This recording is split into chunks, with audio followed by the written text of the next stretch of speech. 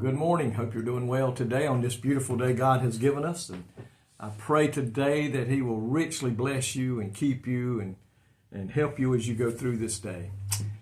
You know, we hear a lot of talk about the will of God. And it's found in many places in the Bible what His will is. And if you look in Isaiah chapter 53, verse 10, I want you to listen to it. It said, "Yet it pleased the Lord to bruise him. He hath put him to grief. When thou shalt make his soul an offering for sin, he shall see his seed, he shall prolong his days, and the pleasure of the Lord shall prosper in his hand."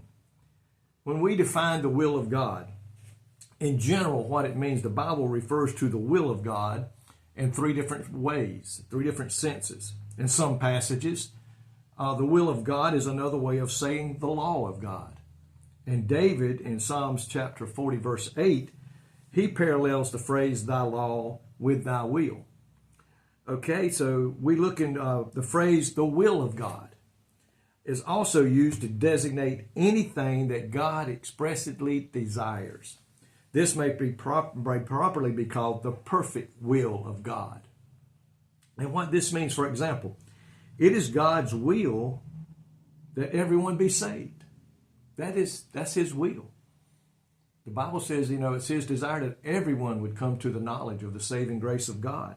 And it is God's will in 1 Timothy 2 and 4 and 2 Peter 3 and 9 that no person not be saved, that it is His will that every person would come to the saving knowledge.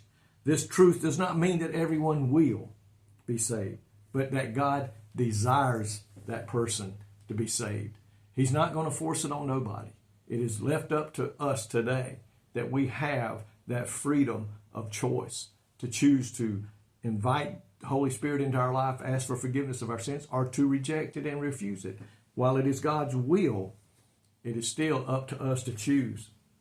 Finally, there's one called the will of God, which pertains to what God may allow, permits to happen, even though He does not want it to happen. And a perfect example of that, the decisions of many people in this world today to remain unsaved and lost for all of eternity is permitted by God. It's not what He wants. It's not what He wills, but He does not force it on nobody. So today, He said, similar, many troubles and evil that falls into a person's life is permitted by God, but they are not necessarily His desire or His ultimate will for that person. The teaching of the Bible in regarding the will of God expresses more than one doctrine. Listen, it intersects with our lives as believers on a regular basis. First, we must learn what God's will is. His perfect will is in the Scriptures. When we study the Bible, we're going to learn what the will of God is. The Bible says when we pray, are we praying according to the will of God for our prayers? So we need to study His Word. His perfect will is revealed in the Scriptures. Because the days in which we live are evil, we must understand exactly what the will of the Lord is. Another one, once we know what the revealed will of God is and how He desires us to live as believers, we must pledge ourselves to follow and do His will.